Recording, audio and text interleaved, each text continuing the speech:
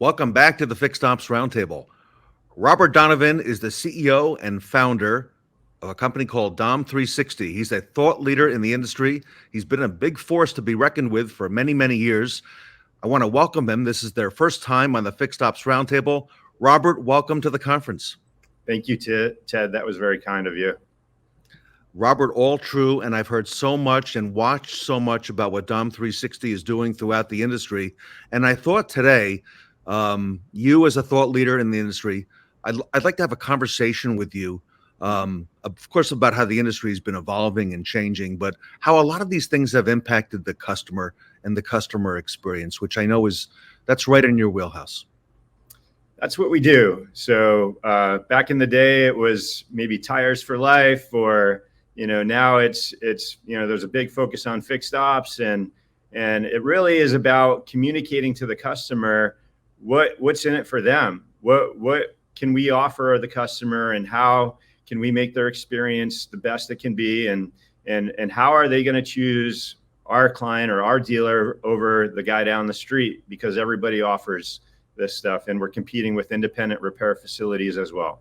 So yeah, the independents have taken a big bite of the apple, and the dealers are aware of it. And you're right, there's been such a focus now on fixed ops, simply because it's been considered now, two and a half years ago, an essential business. And with all that's happened with the shortages of inventory, parts and chips and so on, a lot of these recent trends have really gravitated us towards service and parts. And a lot of what you do at DOM360 impacts that customer throughout the entire experience.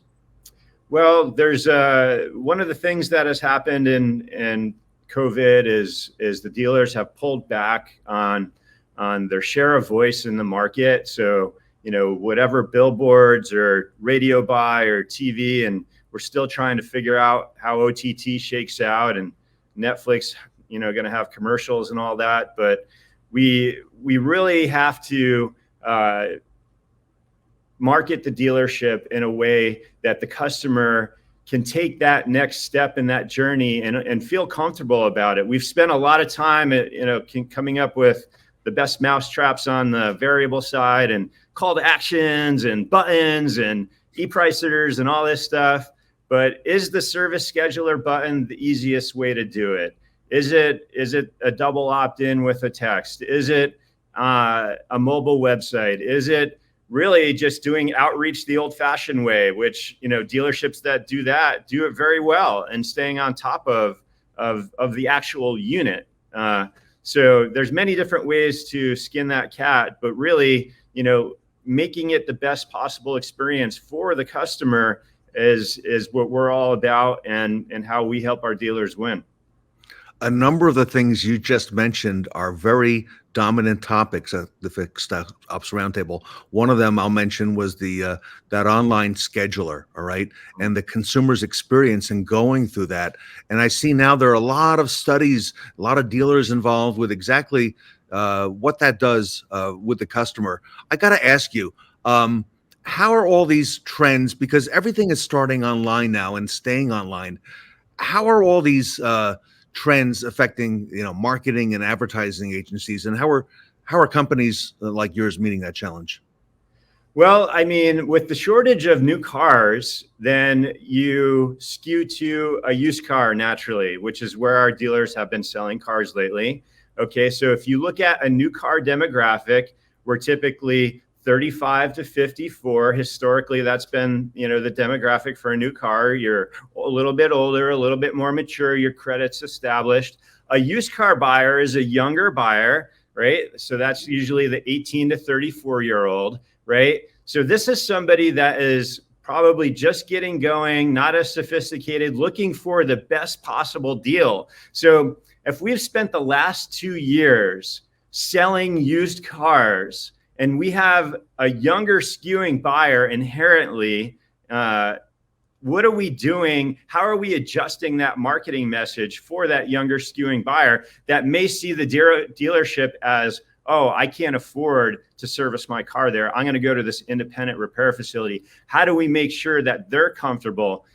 These new generations coming up, these Generation Y, Generation Z, that it can be very intimidating for them, especially if they don't have that cash.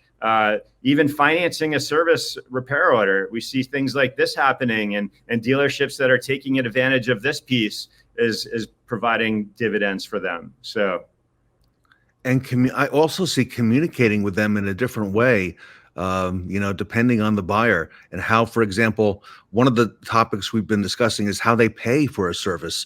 You alluded to that. And of course, they can start a lot of that process now online, but at the dealership window, the old school method of having the cashier and the customer line up there, with a lot of the technology that's out there, we don't have to do that in other industries anymore. And I see that evolving now in the automotive retail industry. Well, I mean, let's just talk about Venmo and Apple Pay. I mean, like if you just look at health insurance, right? When we were younger, we were off our parents' health insurance when we were 18 years old, or maybe 22 by the time we were done with school. Like health insurance, you can get health insurance into your later 20s now and be on your parents' plan. All right, these younger generation, they have an Apple ID with their parents' card attached to it, right? And so they're using that for expenditures. Can a dealership take an Apple Pay? Can a dealership take a Venmo? Right? These are how these people are accumulating and using their balances. Even though the banking industry kind of caught up with Zelle, the adoption rate has been very, very slow. And so, are we set up to even do business with the younger generation? And interestingly enough, one of the things the customer, I'm hearing, remembers most about their experience at the dealership, especially in service, is that last part where they pay for it and how that was handled. And you're talking about a lot of things right now that are resonating here with the fixed ops community. How do you see the future of automotive retail, integrating technology? Because all of us interact on this cell phone now. I mean, it's in our hands all the time. Technology and innovation with retail, it seems, ripe for disruption.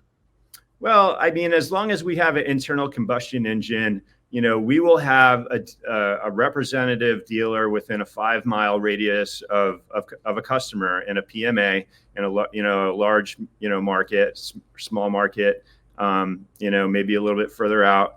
But I do see the trend, going towards EV.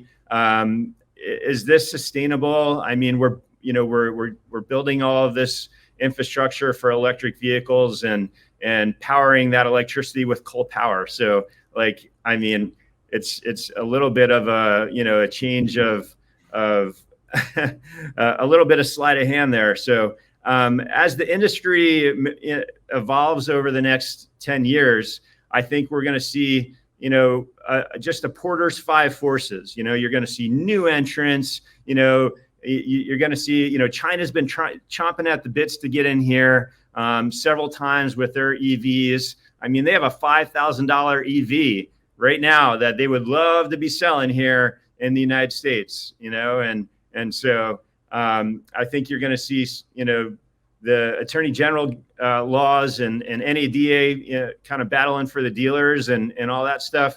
But I think that at the end of the day, people want to do business with somebody who's familiar to them.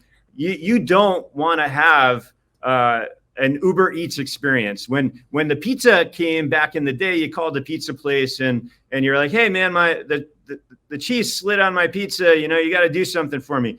If that happens with Uber Eats, you can't do anything, right? So if we eliminate the dealer and go to a distribution model, like some people are talking about, that's just going to erode brand loyalty and create the opportunity for a new entrant.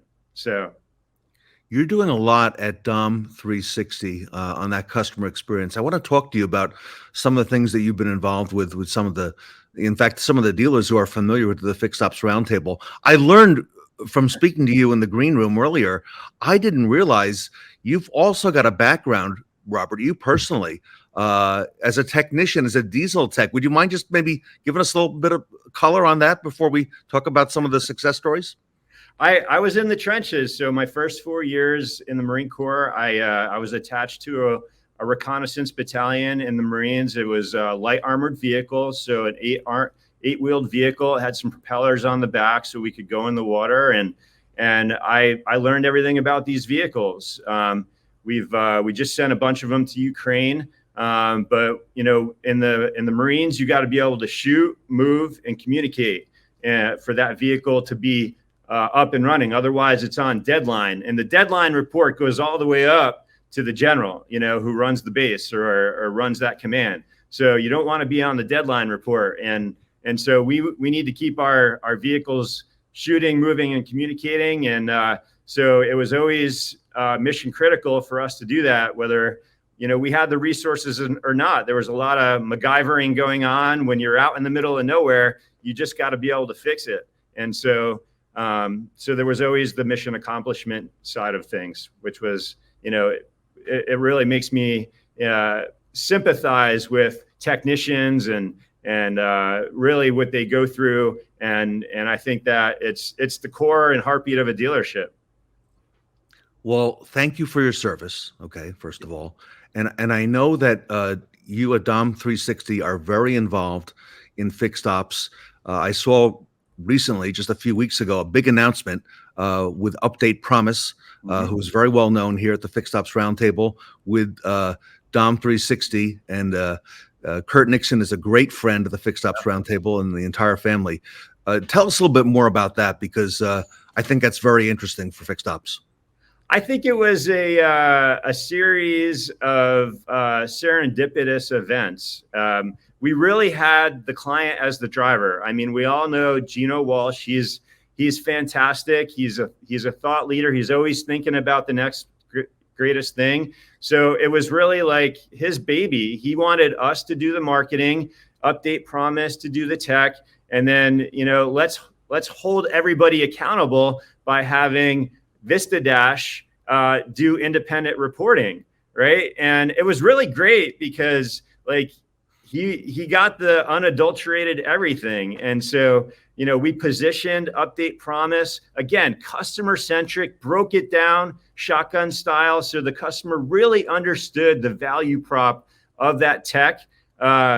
We ran it for 90 days. We spent 50 grand, yielded $500,000 in profit. I mean, it was just unimaginable what happened. And it was really the collaboration of all three of us. I mean, there was probably over 100 hours of calls between VistaDash, Update Promise, us, Gino, you know, and really getting this marketing right, getting the customer experience right on the website. And at the end of the day, the customer won, and as a result, the dealership won.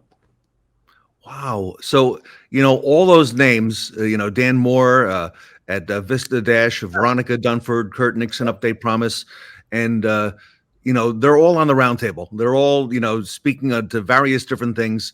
And Cavalli has been a big part of that as well. What a success story, Robert, not just for the dealer group, as you just said, but also for the customer, right? At the end of the day, it's really for them. Yeah, and I would say this to other agencies or other tech companies or whatever, you have to collaborate now, okay? If you want to put yourself on an island and blame other vendors or point fingers or whatever, like your life expectancy with that dealer is going to be low, okay? You have to act in the greater goodness of that dealer, okay? And the greater good for that dealer is to collaborate.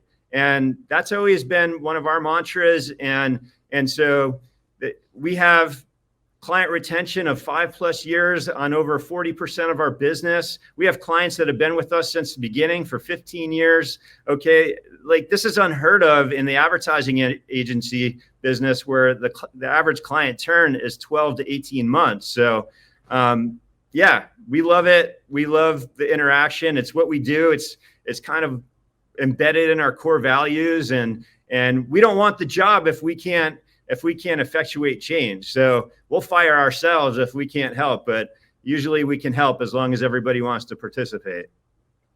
We're speaking today to Robert Donovan, who's the CEO and founder of DOM360, a company that's involved and has its roots and legacy in retail automotive. They work and they breathe and they know this retail business extremely well. Robert, I got to ask you, you mentioned customers, clients who've been with you now for 15 years, and that speaks volumes. You're doing some new things. What are you doing new and different now, above and beyond what you've done in the past? Because, I think this is a great segue and a great introduction to the fixed ops community to have you here with us today. Yeah. So, I mean, like everybody, we've kind of rethought, our business, and, some things we've been doing the same way, for 15 years. And with the rise of AI, I mean, we've implemented some cool engines. We've realized that there's a point of diminishing returns with VDPs. So you can put so much ad spend towards a VDP view, but then at some point you can overspend on sending people to specific inventory pieces. So what we've done is this AI engine that we've had has been learning, and so what we've done is we've created and kind of taken the 29 things that we do every month, and we've built it into a new tool that we're launching here at NADA. So we're really excited to talk about that. I'm not going to let the cat out of the bag yet, but that's one piece. Another piece is there's dealerships getting sued right now because they're not complying with credit card transactions properly. They're taking deposits or partial payments on vehicles, and they're not keeping that information secure. Sometimes the cashier has an elaborate Excel spreadsheet with customers' credit card information. So we've actually taken that and we've put it in the correct environment to where the sales department has visibility, the accounting department has visibility, and the customer can leave a deposit or partial payment right on a VDP. So that's another product called Got Dibs. That's launching here at the end of the year as well. So, wow, a lot of exciting things. Robert, if our audience, our dealers, managers want to reach out to DOM360 and learn more about you, your company, and what you can do with them as a whole, not just for one thing, but for all the things that you do, what's the best way for our audience to do that? I mean, you can obviously reach out to me directly, Robert at DOM360. I would really encourage anybody who's interested to go to our website and really check out our core values, because this is what has to line up. Like, we have to drink your Kool-Aid and you have to drink our Kool-Aid for the magic to happen. And so when it comes to mission commitment and, creative innovation and all these things that we do, we want the dealer to be as excited about what we do. And if they're not, then, that's okay. We don't, maybe the timing isn't right or whatever, but we want clients that want to be our clients, and because we want to overservice them throughout their journey with us. So definitely check out our core values. And then if that makes sense, submit a form on our website, but reach out to me directly if you like. We'd be happy to take the call. And if I can add, that speaks volumes, because one of the big topics we've been talking about for some time is culture at a company. And the dealership culture, it seems, starts at the top, right? And, we've talked about retaining technicians, retaining employees at a time when it's hard to find new employees. It all starts with that culture. And DOM360, you've instilled that culture with those core values. And I think for our audience, which are a lot of early adopters and people who want to do things the right way, that speaks volumes. Well, one of the neat things is we've seen, dealers re-engage during COVID, or maybe it's, the next in line, the heir apparent to the dealership who's now in their 40s or whatever, and they're ready to, make amazing changes, and they're engaged. And that engagement is so much better than being an absentee dealer and installing a general manager. So what we've seen in the marketplace is we've seen more hyper engagement from younger dealers or dealers in general. And that interaction is exactly what's needed right now. So. Wow. Great message, everybody. DOM360, a fresh perspective here today at the Fixed Ops Roundtable. Robert, I want to thank you for all you do for the industry. I know you have some great things coming, and I'm excited to see those and help share those. And I want to wish you and your family a happy Thanksgiving as well. Happy Thanksgiving to you too, Ted. Thank you so much for having us. Robert Donovan, everybody, the CEO and founder of DOM360, here today at the Fixed Ops Roundtable. Thank you.